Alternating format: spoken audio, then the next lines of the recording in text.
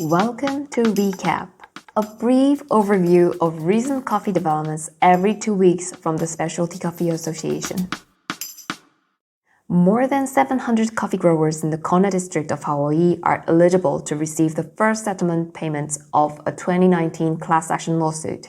Filed against 22 big-name retailers and suppliers, the lawsuit addresses the false labeling of commodity coffee as coffee grown in the Kona district. The coffee growers named in the lawsuit argued that falsely advertising commodity coffee as Kona coffee has damaged the coffee's reputation and depressed prices for growers. The Kona growers' claim is similar to successful 2006 effort by French vintners to limit the use of the word champagne for wines grown outside the region. Within Hawaii, Kona coffee may only be labeled as such if it was both grown within the district and meets quality standards, but the state has had difficulty enforcing the labeling restrictions beyond its borders. As a result of the settlement, retailers selling Kona coffee on a nationwide basis will be subject to Hawaii's more stringent labeling laws. Though none of the defendants have acknowledged mislabeling, more than a quarter of the large retail defendants have settled to avoid further litigation. Digital Coffee Future will host 3 webinars on the intersection of climate change and coffee digitalization, starting today, March 25th.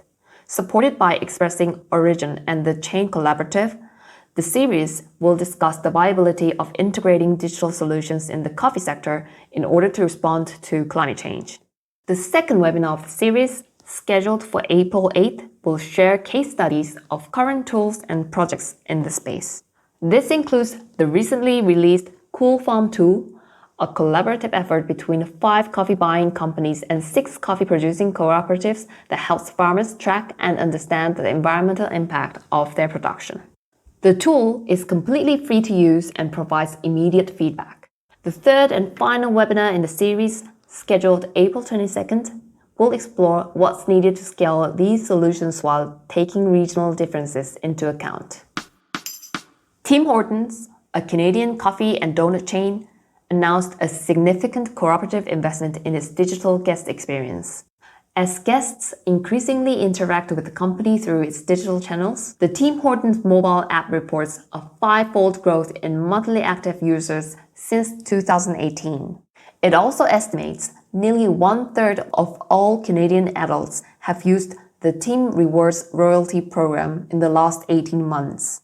The 80 million Canadian dollar investment will support the company's strategic digital initiatives and the building of a best-in-class digital experience for guests.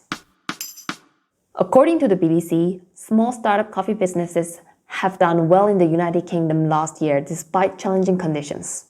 Both mobile coffee vans and subscription services have seen an increase in business across the last year, with some new businesses likely to seek brick-and-mortar locations once the pandemic ends. While chains located in the UK's busy city centres saw sales drop significantly, only 2% of chain stores have actually closed, bolstered by click-and-collect sales as well as government support.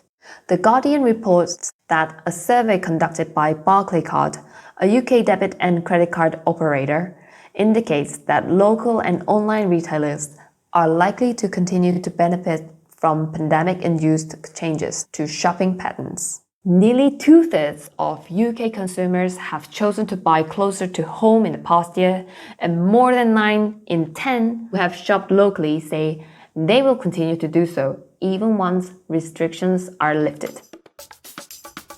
If you want to dive deeper into anything you heard today, check out the links in the description of this episode. Recap will be back in 2 weeks' time. Thanks for listening.